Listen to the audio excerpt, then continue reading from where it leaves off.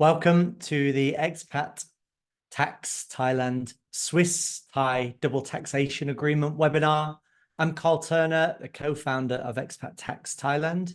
And the purpose of today's webinar is really to help people better understand the changes to the Thai personal income tax rules for foreign source income and how the Swiss Thai Double Taxation Agreement works for various assets and how they are taxed. Now, at Expat Tax Thailand, we're here to help individuals understand their filing obligations and understand the rules so they can make better informed decisions. Feel free to put the questions in the Q&A box and we can help answer those at the end of the webinar. Just to let you know that the webinar is being recorded and we'll send out the recording by email over the next week. So I'm delighted to be joined by Neil Abraham. He's based in Bar in Switzerland. He's a professional accountant and consultant. He holds a master's of business administration, specializing in corporate finance with over 10 years work experience in accounting. So he will help us answer questions on the Swiss tax side, whereas I'm here to help explain the new rules and filing obligations for the Thai tax returns for Thai tax residents. So welcome. Now, hi. Thank you. Hi, everyone. Yeah, so just before we get started, here's a quick disclaimer. The content provided, it's intended for information purposes only, and it doesn't constitute professional tax advice and should not be acted upon just from the presentation. So we'll go through in the webinar today 11 different areas. We'll discuss the purpose of a double taxation agreement. We'll give an example and explain the local Thai income tax rules. We'll explain some of the common misconceptions individuals have regarding double taxation agreements or DTAs. Then we'll give some case studies and practical examples and close with Q&As and tips. So just to start with, let's discuss what the purpose of a double taxation agreement or DTA is. It really helps set the rules on how assets are taxed and divide the right for the taxation between contracting countries. So it doesn't mean that if there's a DTA in place, there's no further taxes needed if they're already taken.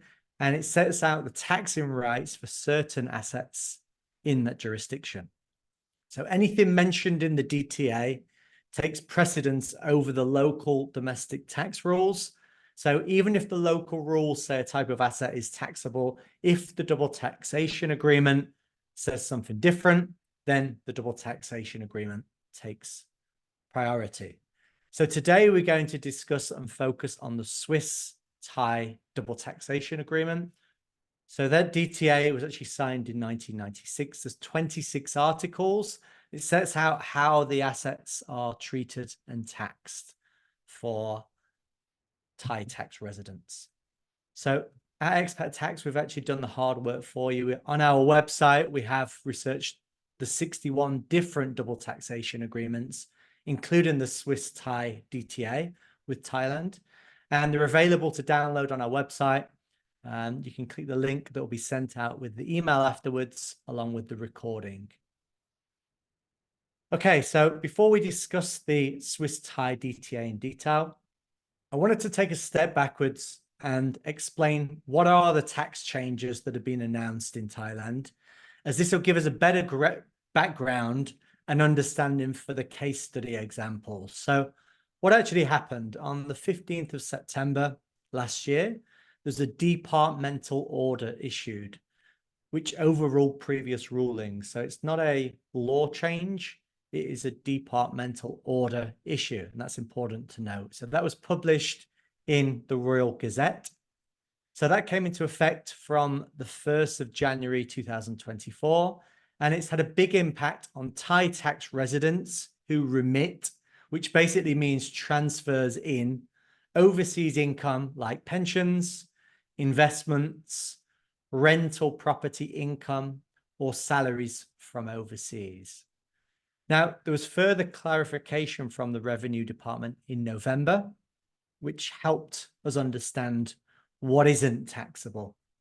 So the rule moving forward, any offshore, so international foreign sourced income earned after the 1st of January 2024, remitted, so transferred into Thailand by a Thai tax resident, which means someone who's in Thailand more than 180 days or more in a calendar year, that is deemed as assessable income and potentially taxed in the year that it is remitted or transferred to Thailand. So who does this affect, these new rule changes? It affects anyone that stays in Thailand more than 180 days in one calendar year, which runs from the 1st of January to the 31st of December. So it's the calendar year. This affects most visa holders. So if you've got permanent residence, marriage visa, elite visa, retirement visa, business, education, even tourist visa, if you remain 180 days or more, then you follow these new you're a Thai tax resident. So the only exclusion is the new long-term residency visa, or LTR. Now, we've actually put together a webinar covering this on our website. If you'd like more information, feel free to get in touch. So now we know who's affected. Let's talk through the types of assets that are taxable in Thailand. So here's an extract from Section 40 from the Thai Revenue Code. It shows the 8 categories. And you can see on here that pensions comes under Section 2. Investments and property sale come under Section 4. And rental property income comes under Section 5. And Section 8, other activity not specified earlier. So things like trusts. So you can see all of the major income sources are covered in the Revenue Code. So now we know what kind of assets are taxable. What isn't taxable? It's really important to note this down. So not everything that is transferred or remitted to Thailand is assessable income. It's a remittance tax basis, not a worldwide tax basis. So it's only assets that are remitted, which means transferred to Thailand. And it's not everything that's transferred. So if you send cash in the bank from previous years, so pre-2024, when you were a non-Thai tax resident, this isn't assessable income. Right, so remittance of cash in the bank from before 2024 is not assessable income. If you remit the original capital from investments or property, so you haven't made a gain, that's not assessable income. Inheritance, if that's sent from overseas, is not assessable income. Gifts, so gifts are not potentially taxable. They follow the gift tax rules, which is quite complex. We go through that in another webinar as well. And loans, so loans under certain conditions are not assessable income. You have to meet the criteria for it to be a bona fide loan. So before we get started on the DTA, just a quick note to say we are here to help. It's confusing for people not in the world of tax. And to be honest, it's not necessary to fully understand and calculate your own situation. That's why we've got a job to take the assessment and filing process away. We have a frequently asked questions section on the website. We have hundreds of questions and answers that individuals have asked us. So if you take a look on there, you can see a lot of the questions have been answered. Feel free to take a look at the questions. We also, you feel free to sign up to our tax alerts, because it looks like there will be further changes to the Thai Revenue Code. So if you'd like to sign up to the tax alerts, we'll make sure you keep you updated with any changes or announcements. And we're at the forefront of these changes, and we're here to keep you up to date. So when we get on to the Swiss-Thai double taxation agreement, there are quite a few common misconceptions with DTAs. I thought it might be good to ask now, what are the common misconceptions that you see now when you see people talking about double taxation agreements? What are the common things people say that are not strictly correct with these? most times when people think about DTAs, they immediately connect it to if it's taxed in Switzerland, that don't have it taxed somewhere else, like for example in Thailand. But that's not correct. The reason for this DTA is to get a better condition when you have values like, for example, in Switzerland, you have to pay tax on it there in Switzerland, and then you have better conditions in your hometown or in your area which you're living right now. So it has to be understood very properly what is mentioned in this DTA to get it taxed correctly, so to prevent further problems or risks. Yeah. Okay. Yeah. Thanks for that. I mean, what we tend to see is people say, well, if there's a double taxation agreement, it means they don't have to file or report as the tax has already been paid somewhere else, which is not strictly true with this. So yeah, so when we go through the tax credits, so it might be good, Niall, if you could just explain what is a tax credit and how's it used, so with this DTA, if there are tax credits available, we've heard a lot of news about tax credits in Thailand for foreign source income. What is a tax credit and how does it work in principle?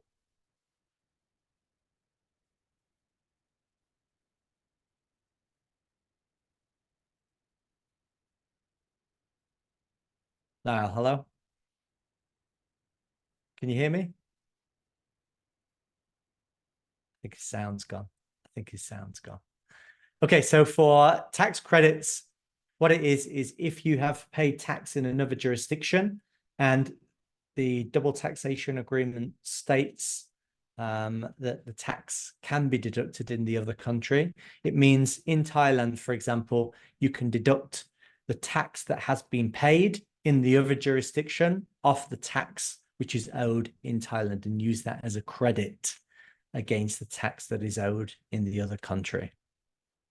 So general DTA principles are as follows. You need to check each double taxation agreement for the jurisdiction of your assets where they're based. So if you are Swiss and you've got assets in Germany or you've got assets in the US, it's not your DTA, your nationality DTA, it's the actual jurisdiction of the assets where they are based. It's really important that. So you've got to look at the individual double taxation agreement and look for any exclusions or exemptions or special rules.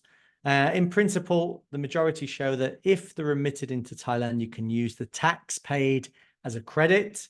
Doesn't mean there's no tax or that you don't have to file. It just means that you can offset some or all of the tax with the tax paid already. So you can use your Thai personal allowances, not your overseas allowances. And you need to look at the gross and net amount received for the asset allowances. And the allowances overseas are not really relevant. So let's get on to how are the assets taxed in Switzerland and how does the DTA say, what does the DTA actually say about these types of assets? So we'll go through some of the common Swiss assets and the tax treatment if they're remitted to Thailand. So we'll go through property, rental income. We'll focus on old age pensions, occupational pensions and private pensions, also investments and property sale. So let's get started with property rental income, double taxation agreement. So here is the actual article from the Swiss-Thai DTA, and it actually states Article 6, income derived from a resident of a contracting state from immovable property situated in the other contracting state may be taxed in the other state. So that means that the tax can be deducted from the other country. So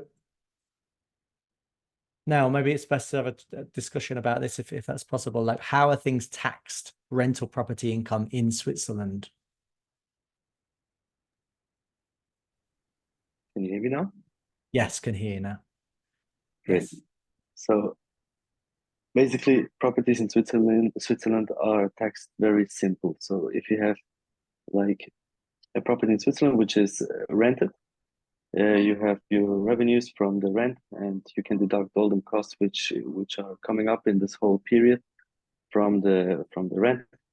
And in the end, you also have fees for your bank or for your loans and stuff like that. And in the end, you have a final amount, which is your final revenue, which has to be taxed first in Switzerland, and then which is left over, you have to take it like to your home country, which are based now, and then you have to file it there too, to show them that you already taxed it in Switzerland, so you get better conditions on that income. And if you buy and sell properties in Switzerland, you have to take care in specific areas. There is also a tax on the value which will be created in addition if you sell it. Like if you buy it for 1 million and sell it for 1.2 million, you have to pay like 10% of the difference between those two amounts. But this is only valid in specific regions, so it's always very individual on every property. Yeah, right. Okay, yeah, thanks for that. So basically, if you with the property rental income in Switzerland, you calculate the taxation, tax there. If this money is then remitted, so transferred into Thailand, how is this taxed? So under the double taxation agreement, it states that it may be taxed in the other contracting state. So what does that mean? If it's remitted or transferred into Thailand, then it is classed as assessable income. And under section 40/5, the rental income is under the tax code. So it's actually assessable income. You can deduct any tax that has been paid already in Switzerland off as a credit on the tax return, but it doesn't mean you don't have to file, and it doesn't potentially mean there aren't any taxes. So let's go through an example of this. So let's assume a 64-year-old, a single person remits, so they transfer in 2 million Thai baht every year from property rental income to Thailand. So what are the rules? What do they have to do? So because they are bringing in more than, as a single person, 120,000 Thai baht of assessable income, and as a married person, 220,000 of assessable income, it means they have to file a tax return. Now, we can help with tax returns. That would be assisted tax filing that would be needed for that. So we can file a tax return for this. What they do is they calculate their allowances and deductions within Thailand. So they get their personal allowance, 60,000 Thai baht, plus 30% of the property rental income as expenses. That's deducted. And they'd have to get a tax ID number before they'd file a tax return from their local revenue office. And then they'd file a tax return showing any tax credits for tax paid in Switzerland as well. So they could file themselves or use a filing service like ourselves to claim back that tax credit. So let's get on to, that's quite clear how that's taxed. So if rental property income in Switzerland is remitted into Thailand, then under the double taxation agreement, Thailand has the right to tax that if it's brought into Thailand. But under the double taxation agreement, it means that you can use the tax already paid in Switzerland as a credit. So that's pretty straightforward. So let's go on to pensions. So pensions, and the specific article on pensions is Article 17 and Article 18. And pensions, there are no exclusions on there for Pillar 1, so old age pensions. There's no exclusion on there. And it states that pensions paid to a resident of one of the contracting states shall be taxable only in that state. So the pensions are taxable in Thailand if they are remitted, transferred to Thailand. It shows that pensions, if they are remitted into Thailand, are taxable in Thailand. The only exemption is our civil service pension. So if you worked for the Swiss government, not if you have an old age pension, that's separate. So we've had a lot of questions regarding that. So how are they taxed? It might be good. Yeah, on the next slide, we'll go through how they're taxed in Switzerland. But when they are remitted into Thailand, it's actually section 40/1, which is under pensions. You can actually get a deduction up to 100,000 Thai baht on your tax return if you bring that in. but that's everything on there. And you can use any tax that's paid as a credit against the tax that's owed in Thailand. So it might be good now just to go through the 3 different pillars and how are these actually taxed in Switzerland before they are sent to Thailand, or which ones are and which ones aren't.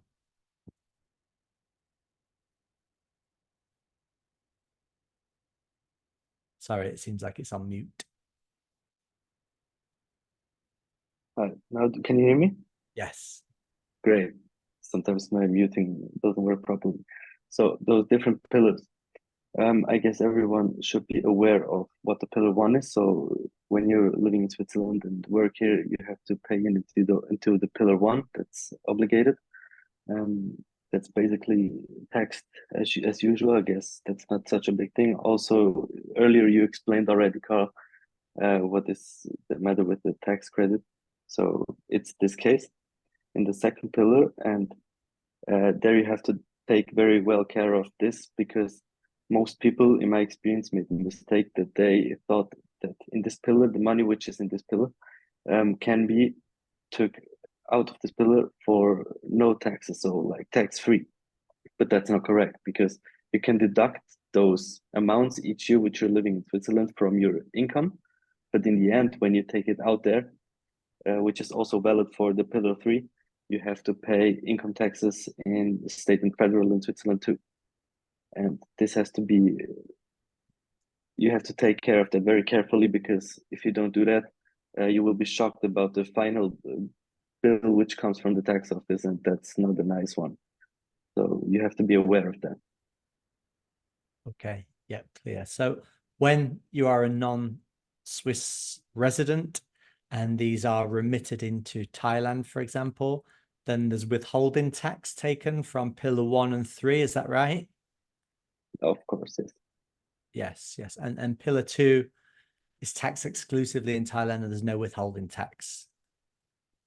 Yes. Is that right? Yeah. Okay. Yeah, fine. So basically, with any tax that's deducted can be used as a credit against the tax that's due in Thailand.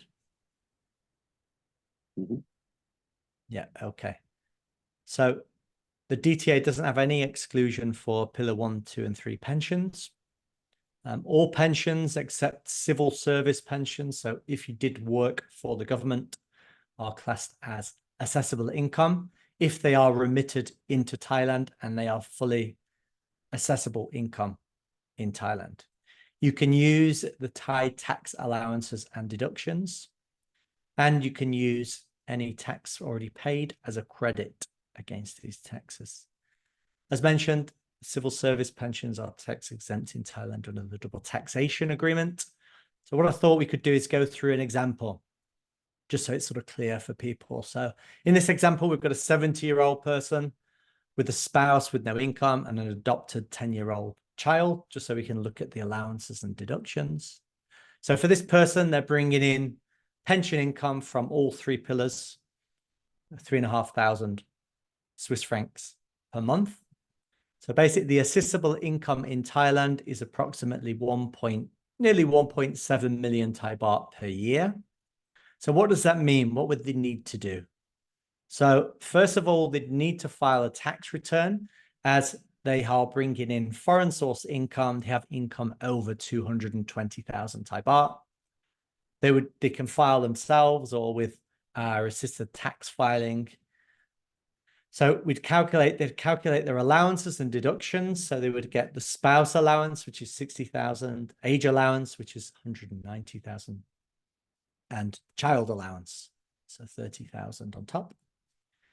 They'd need to get a tax ID number before they can file a tax return. And then they need to file a tax return or let a company like ourselves deal with that for them. So in this example, the tax owed on bringing on that amount of income with these allowances and deductions is 178,000 Thai baht, so 10.55%. So they can deduct any withholding tax paid as a credit that's been withheld in Switzerland. So if the tax already paid is over this 10.55% in Switzerland, then it means there'd be no further tax to pay. They'd need to file the tax return, claim the credits, and there'd be no more tax to pay. That makes sense. So here's the calculation. This is our tax calculator, which shows the tax on there, including all of the allowances and deductions, and going through the personal income tax progressive tax rates. So if you would like a free assessment to calculate your own estimate for the taxation, to take into account your personal allowance and deductions, we've developed a free tax calculator service. So you can get an estimate for how much taxes you might need to pay. It's quite confusing, and we are here to help. So you can book in a free 15-minute call with my colleague Jason to help you better understand your allowances, deductions, and get an assessment for your personal calculation. So my colleague Jason's available for video calls to help you understand your situation. Feel free to click the link in the email that will be sent out to book a time in the calendar. So let's get on to investment capital gains. So how are they taxed? So movable property may be taxed in the other state. There are no exclusions. So this is Article 13. What does that mean? It means Switzerland has the right to tax whether they do or not. And then if that is remitted or transferred into Thailand, may be taxed in the other state. So what does that mean? This is the Thai revenue code, which is under Section 40, Part 4, which includes capital gains. Now, there are no exclusions and deductions. What does this mean?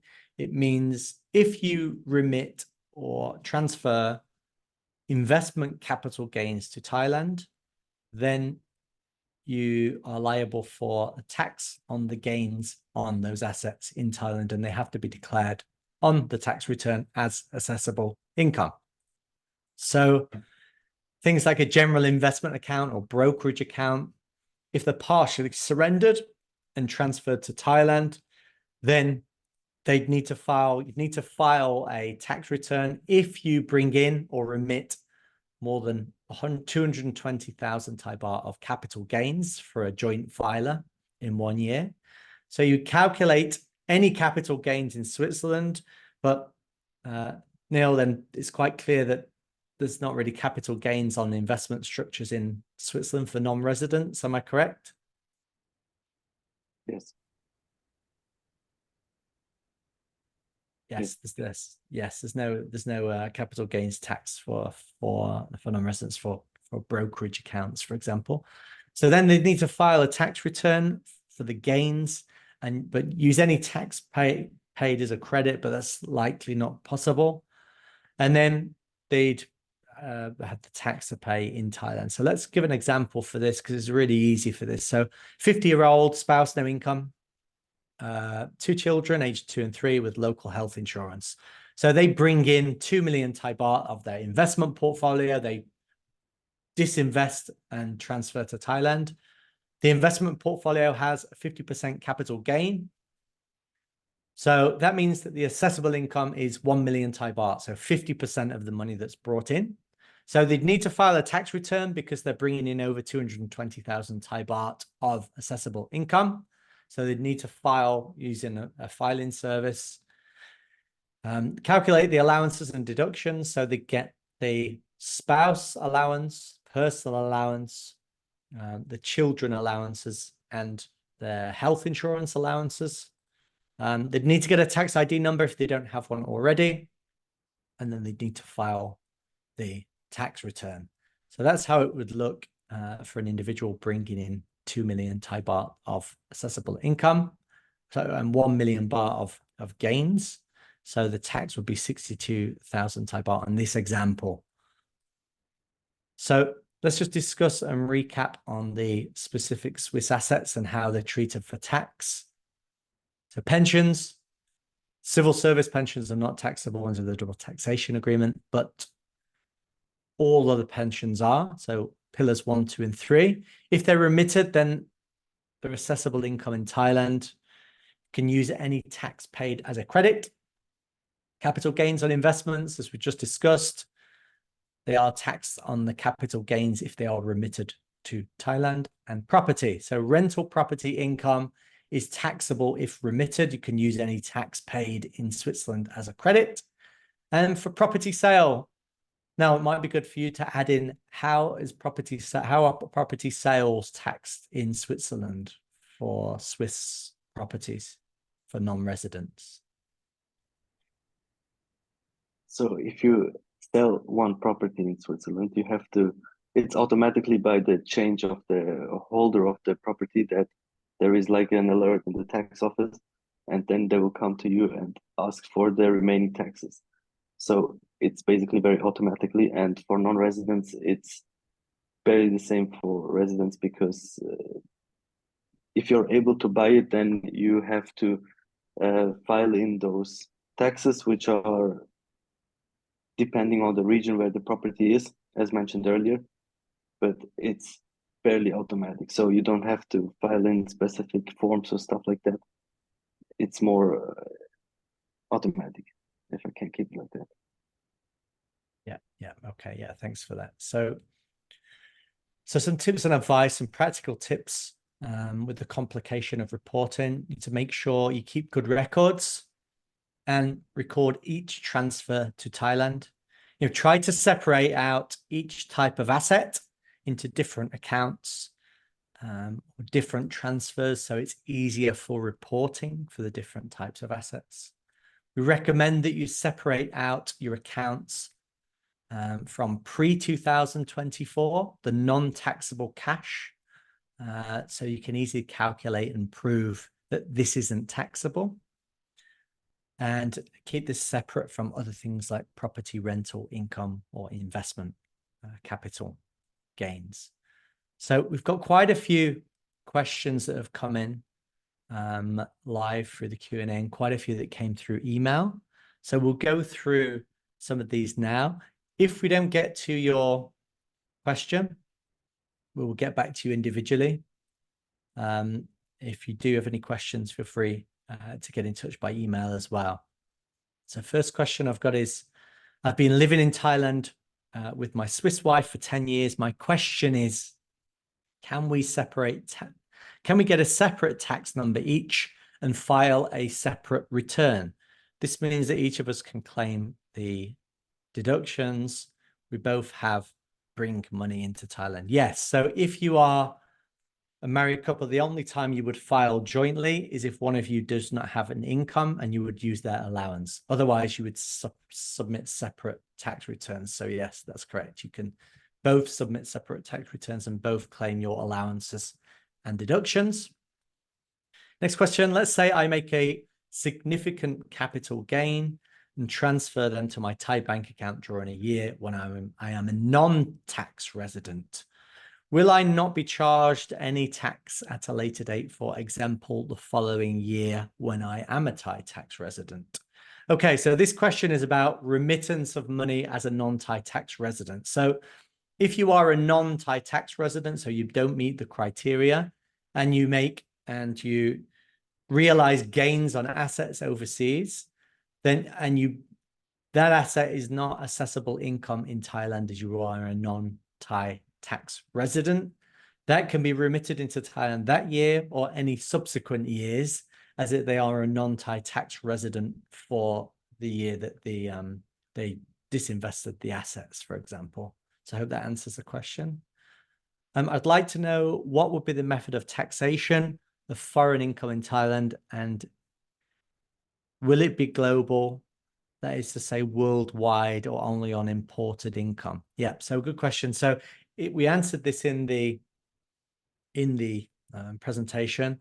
Thailand is a remittance tax basis, not a worldwide tax basis. So we put down on the tax return for Thai tax residents, anything that is remitted or brought into Thailand, not on the worldwide assets, if those gains overseas are not brought into Thailand. I receive an AVS pension in Switzerland on which I do not pay taxes. If I import them into Thailand, will they be taxed? So if they are remitted into Thailand, then yes, they are assessable income. But if you do have allowances and deductions, it doesn't necessarily mean you have tax to pay. It depends how much you do remit into Thailand, but potentially, yes, it is assessable income. Same thing with my second pillar LP, on which I do not pay taxes in Switzerland. If I import them into Thailand, will they be taxed? Well, you know, the second pillar is actually covered in the DTA, that they are taxable in Thailand only and not in Switzerland. So they, you know, you don't get taxed on that in Switzerland on this second pillar, only in Thailand. It's only taxable in Thailand. And then the third, another question, for any type of income that we have in Switzerland, which we've already paid tax on, will we be subject to pay tax a second time in Thailand? So that depends on the asset, and it depends on the double taxation agreement, how that works. Generally, with the Swiss-Thai double taxation agreement, the taxes paid in Switzerland can be used as a credit if remitted into Thailand. Cash in my pocket. So if I bring cash in my pocket, not more than 15,000 Swiss francs into the country, will the Revenue Department track my exchanges at the currency exchange booths and treat these as remittances? So doesn't really matter how the money arrives in Thailand, whether it's remitted by bank transfer or you bring cash across the border or spend on an ATM card or credit card. This can be classed as remittance. It depends on the source of the money. If it's foreign source income, which is assessable income, it needs to be declared on a tax return, regardless if it's carried in the pocket or not. How will Thailand government track money that is brought into Thailand? For example, ATM or credit cards. So Thailand signed up to common reporting standards and automatic exchange of information in 2020. And last year, in September 2023, was the first time that they received the data from all of the other common reporting standards revenue departments. So the information on if you're a Thai tax resident, from debit cards, credit cards, banks, pensions, is already been sent to that local revenue office. And if they're part of common reporting standards, that information is actually sent to Thailand as well as a Thai tax resident. This information is sent to Thailand every quarter and includes the account balances and ins and outs for that quarter. So yes, how will the government track the money that's brought in? You know, it's fully transparent now, and it's up to you to file a tax return if you have to meet the criteria to file.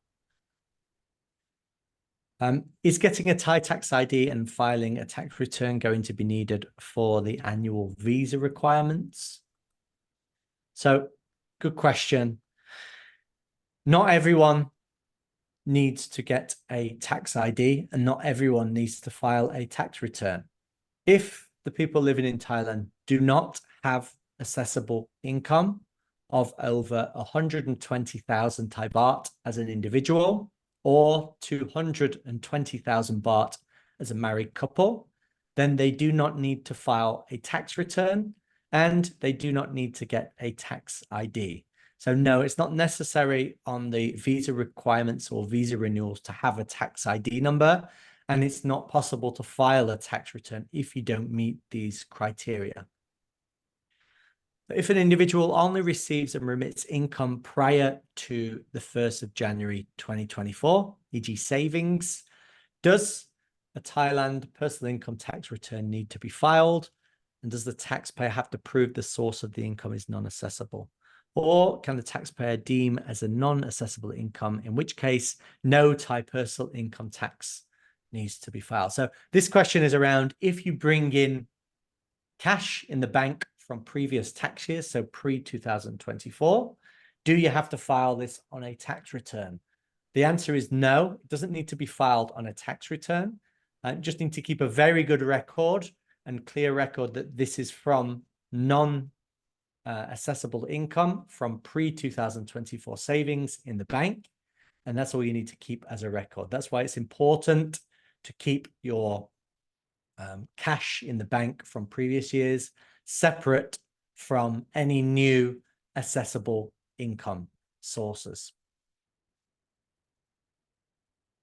Okay, let's go through some of the questions that have come in live now.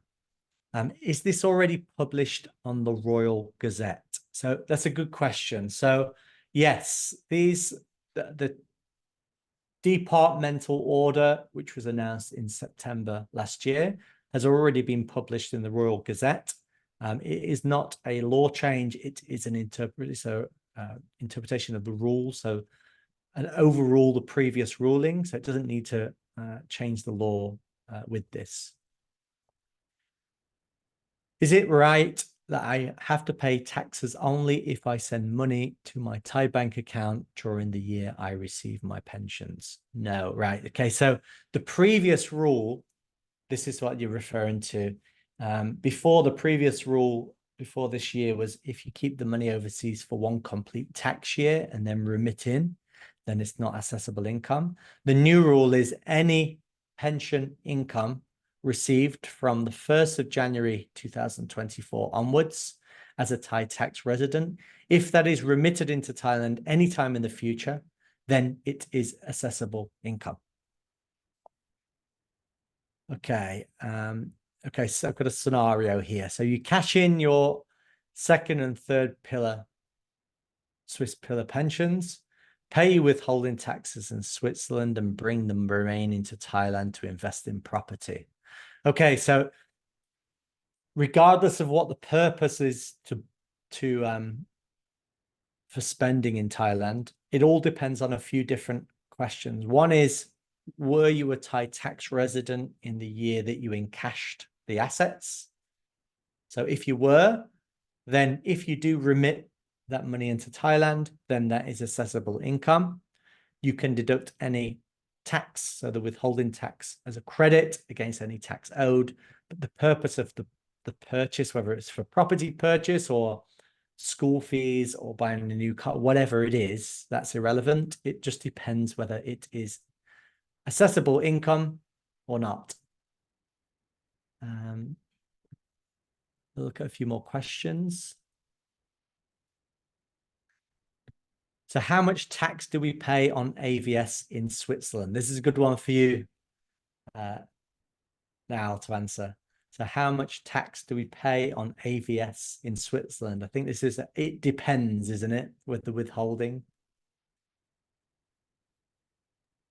Yes, you're right. It depends always very individually, because it's hard to answer this question like this live, because I would need way more information about the situation, about your individual situation, to can tell you exactly how much the tax rate is on your AVS. Okay, yeah. Yes, so it depends. That's case by case basis. What's a typical withholding for an overseas resident? What's a rough range? 8 to 16%, or what's the sort of range that's realistic? In my experience until now, the withholding range is between 9 to 15, and the very most was 20%. So okay, that's very rare. So very, very rare, but regularly between 9 and 15%. All right, thanks for that now. Okay. One question about the long-term residency LTR visa. And they asked, is this the exact same treatment? So the long-term residency visa is a reasonably new type of visa that has a royal decree, which means that it is exempt from foreign sourced income if it is remitted in the following tax year. Basically, it follows the previous rules and not these rules. So it could be used for certain people. It might be useful for certain people to get this LTR visa, and that might fix certain people's tax issues. So if we've got a webinar on that specific topic, if they would like to have a discussion about that.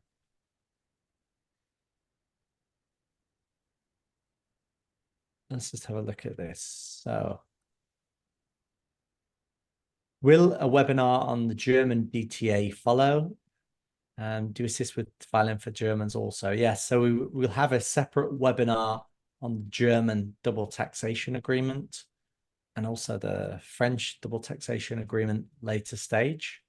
Yes, we'll come into that. We've just done them in the order of the ones that want that have got the most responses from people that wanted the double taxation webinars. What are the exceptions on loan taxation? Okay, one question about loans that are not taxable in Thailand. So when we look at loans, that's not assessable income in Thailand, but you've got to be really careful that the loan qualifies as a loan. So it has to have, I mean, in an ideal world, it should be from an authorized and regulated loan provider, mortgage or bank. It should have a fixed term and have an set interest rate and a term when it has to be paid back. That's the definition of a loan. If you'd like more information on this, please let me know. It's important that if people do remit in loans, that it meets the requirements and it's not seen as assessable income. So we'll look at a few more questions on here. Do all Swiss bank accounts announce to the Thai government on what my account or movement of money? So yeah, good question. So because Switzerland has signed up to Common Reporting Standard and automatic exchange of information, they send the information to the Swiss tax authorities, not to Thailand. If you are a Thai tax resident under the Common Reporting Standard and automatic exchange of information, what it actually means is if you're a Thai tax resident, then your information is sent from the Swiss Revenue Department to the Thai Revenue Department for Thai tax residents. That's how it works. So it's not necessarily the Swiss bank announcing to the Thai government. It's the Swiss bank sends the information to the Swiss Revenue Department. And if you are a Thai tax resident, the information is then forwarded to the Thai Revenue Department.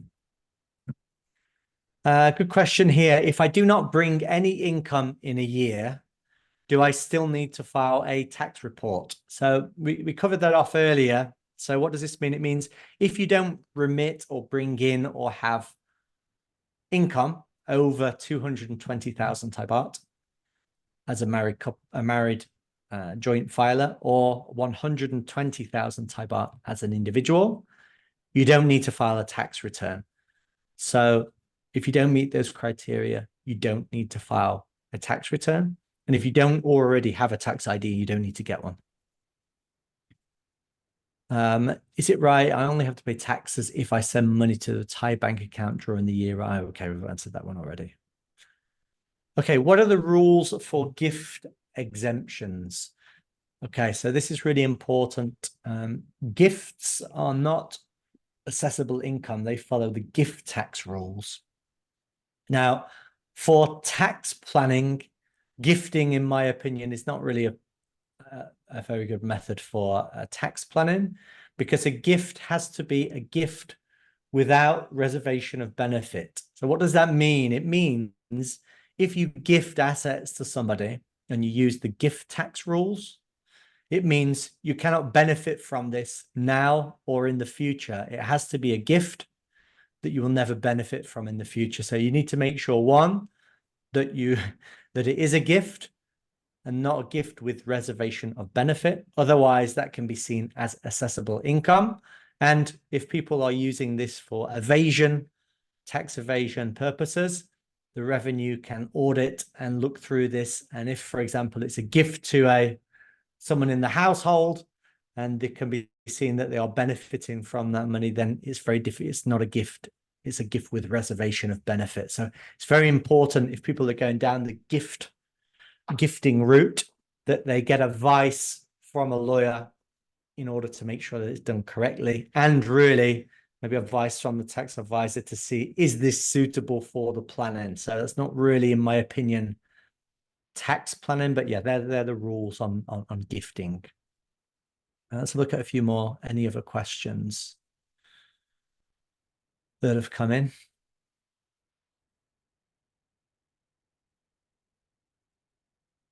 Yeah, I think that's pretty much all of the ones that have come in. So yeah, thank you now for being on the webinar. We're here to help. We've got a useful guide with easy steps to follow and advice. So you're free to download on our website if you'd like more information. Again, if you'd like to go through the free tax calculator, feel free to click the link in the email. You can book in a time to speak with my colleague Jason to go through your own tax calculator. Next steps, so there's a free tax calculator. You can look on the frequently asked questions section on the website.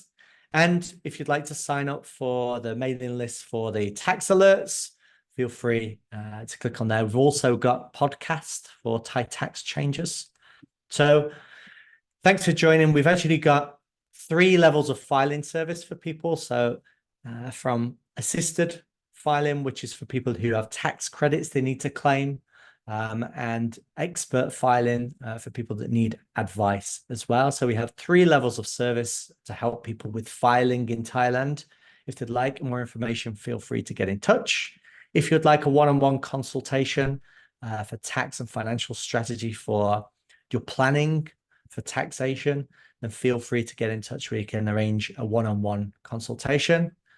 The tax alerts are really important with the worldwide taxation possibility and further changes looking like they will happen. So feel free to sign up there and we will make sure that you are kept up to date. And thank you for listening. Thanks for our guest now for joining. And if you do have any questions, we're here to help. Thank you very much. And have a good evening. Thank you. Bye-bye. Bye-bye.